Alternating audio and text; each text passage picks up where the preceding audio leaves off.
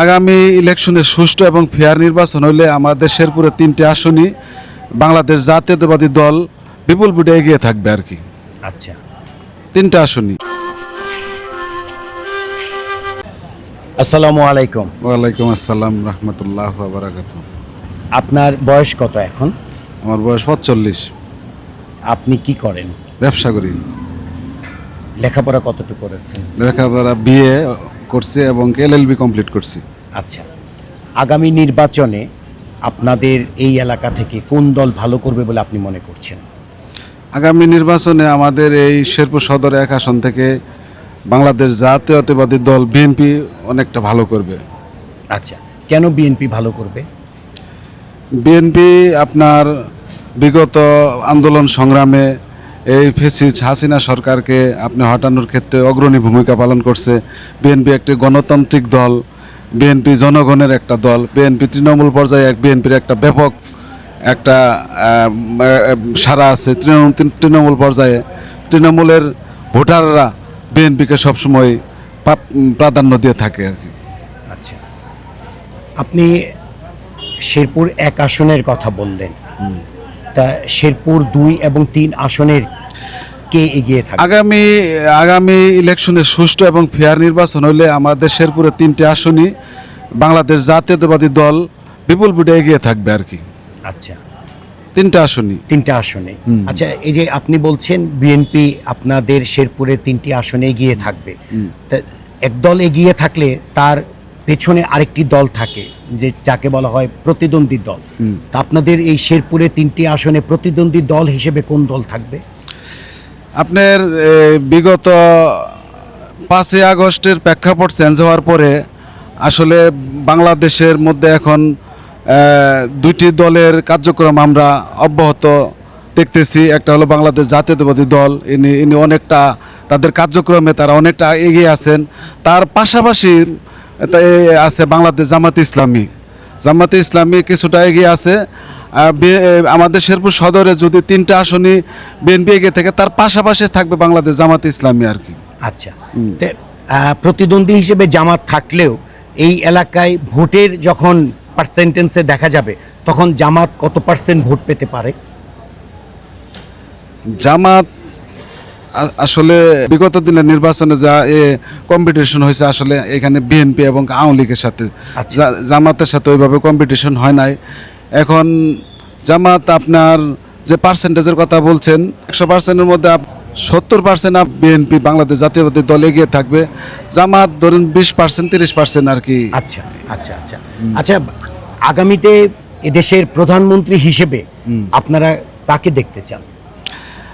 আগামী দিনের এদেশের প্রধানমন্ত্রী হিসেবে বাংলাদেশ জাতীয়তাবাদী দলের ভারপ্রাপ্ত চেয়ারম্যান জনাব তারেক রহমানকে বাংলার মানুষ দেখতে চায় এবং আমরাও দেখতে চাই আর কি। আচ্ছা, আপনার ছাত্ররা একটি রাজনীতি দল করেছে, যে ছাত্ররা আপনার জুলাই আন্দোলনের সাথে যুক্ত ছিল, তাদের রাজনীতি দলের নাম জানেন? জি জানি। কি নাম? এনসিপি। তাদের কি কার্যক্রম আপনাদের শেরপুরে চোখে পড়ে? আসলে ওইভাবে চোখে পড়ে না। আমি 2-1টা প্রোগ্রামে তাদেরকে দেখছি, মানে 2-1টা প্রোগ্রাম তারা এনসিপির কেন্দ্রীয় নেতৃবৃন্দ কিছুদিন আগে শেরপুরে আসছিল, ওই একটি প্রোগ্রামে আমি দেখছি আর কি। ওইভাবে আর কি চোখে পড়ে না আর কি। আচ্ছা, তৃণমূল পর্যায়ে তাদের সম্পর্কে মানুষের ধারণাটা কি? আসলে তৃণমূল পর্যায়ে মানুষের ধারণা হলো আসলে তাদের দলটা তো হলো নতুন দল, আর যাদেরকে নিয়ে আসলে দলটা করা হয়েছে সবই আসলে তরুণ, তারা রাজনৈতিক এক্সপিরিয়েন্স তাদের খুবই কম। এখনই যে নতুন দল হিসেবে তারা নিবন্ধনই পায় নাই, বাংলাদেশে এখনও তারা নিবন্ধনই পায় নাই। কিন্তু তারা যেভাবে আসলে বলে যে তারা সরকার গঠন করবে, তারা মানে অন্যান্য দলের সম্পর্কে যে বিভ্রান্তিকর মন্তব্য করে, আসলে তাদের ওইভাবে জ্ঞান গরিমা আসলে কম। আমরা আশা করি তারা নতুন নতুন দল গঠন করছে, বাংলাদেশের মধ্যে তারা নিবন্ধন পাক এবং আস্তে আস্তে তারা একটা অভিজ্ঞতা সম্পন্ন রাজনৈতিক দলে পরিণত হোক। আস্তে আস্তে তারা অবশ্যই আগামী দিনগুলোতে তারা ভালো করতে পারে, ভালো করতে পারবে। সময় লাগবে আর কি। আচ্ছা, সময় লাগবে। আচ্ছা আচ্ছা আচ্ছা, আপনার বর্তমানে কি দেশে শান্তি আছে? বিগত সরকারের আমলে তুলনায় অবশ্যই দেশে শান্তি আছে আর কি। আচ্ছা, আপনি এর আগে কতগুলো ভোট দিয়েছিলেন? জাতীয় নির্বাচনের কথা বলছি। আসলে এই বিগত আপনার আওয়ামী লীগ সরকারের আমল 3টি নির্বাচন হয়েছে, আমরা 3টি নির্বাচনে ভোট দিতে পারি নাই। এবারের ভোটটা ইনশাল্লাহ আমাদের তরুণরা অধীর আগ্রহ অপেক্ষা করতেছে। এবার তারা তাদের পছন্দর মার্কাকে, পছন্দের প্রার্থীকে তারা নির্বিঘ্নে নির্দ্বিধায় ভোট দিবে। বিগত সরকারের আমলে তারা আসলে যারা তরুণ তিনটি নির্বাচন তারা ভোট দিতে পারে নাই, ভোট দিতে পারে নাই বিনা প্রতিদ্বন্দ্বিতায়।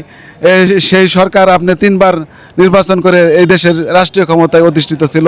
ইনশাল্লাহ এবার বাংলার মানুষ, বাংলার জনগণ এবং তরুণরা অধীর আগ্রহ অপেক্ষা করতেছে। তারা নিরপেক্ষ এবং সুষ্ঠু একটা নির্বাচন হবে, সেই নির্বাচনে তারা তাদের পছন্দের প্রার্থীকে, পছন্দের মার্কাকে তারা ভোট দিয়ে জয়যুক্ত করবেন। আচ্ছা, বিএনপির প্রতীক কি? বিএনপির প্রতীক ধানের শীষ। ধানের শীষ। জামাতে ইসলামীর প্রতীক? জামাত ইসলাম তার দাঁড়িপাল্লা।